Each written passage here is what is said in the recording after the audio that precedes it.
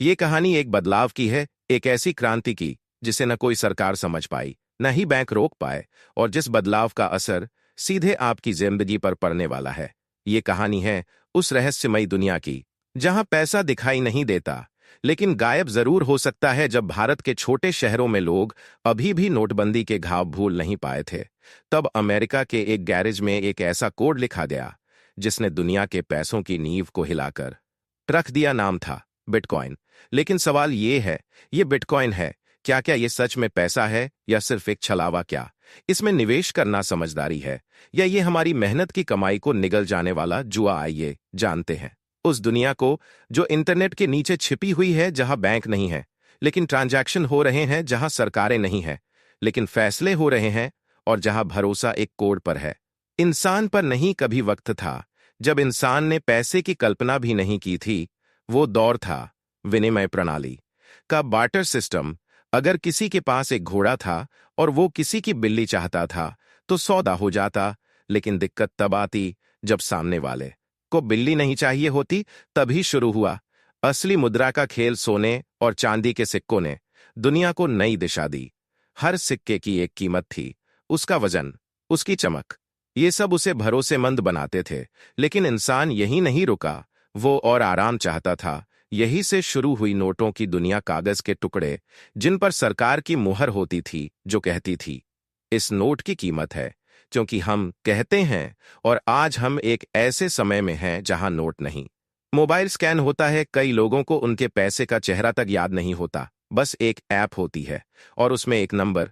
लेकिन अब हम प्रवेश कर चुके हैं पैसे के पांचवें युग में, जिसे कहते हैं क्रिप्टो करेंसी का युग। क्रिप्टो करेंसी कोई नोट नहीं, कोई सिक्का नहीं, बल्कि एक डिजिटल कोड है। इसे छू नहीं सकते, लेकिन इससे खरीदारी हो सकती है। इसे समझिए एक स्प्रेडशीट की तरह, एक ऐसा खाता जिसमें हर लेन देन दर्ज होता है। पर यह खाता किसी एक बैंक के पास नहीं होता, बल्कि दुनिया भर के लाखों कंप्यूटरों पर मौजूद होता है। हर बार जब आप बिटकॉइन से कुछ खरीदते हैं, तो हर कंप्यूटर उस लेन देन को चेक करता है।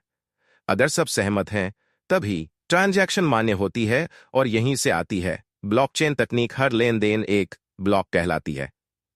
हर ब्लॉक में होता है डेटा, एक यूनिक कोड जिसे हैश कहते हैं, और पिछले ब्लॉक का हैश।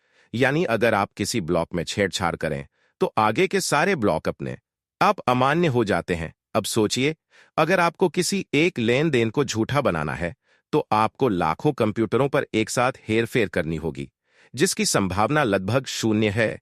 यही कारण है कि ब्लॉकचेन को अपराजेय सुरक्षा प्रणाली कहा जाता है।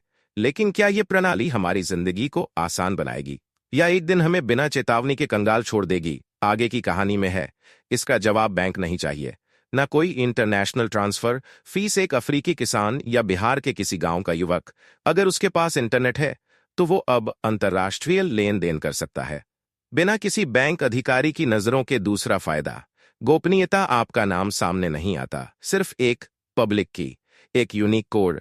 आप आज ही दुबई में होटल बुक कर सकते हैं क्रिप्टो से, या ऑनलाइन कार खरीद सकते हैं बिना किसी सीमा के। लेकिन यही आजादी बन गई है इसका सबसे बड़ा खतरा। बाजार में जब बिटकॉइन का दाम बढ़ता है, लोग दीवाने हो जाते हैं, लेकिन जब वो गिरता है तो वो गिरावट आपके सपनों को चकनाचूर कर सकती है।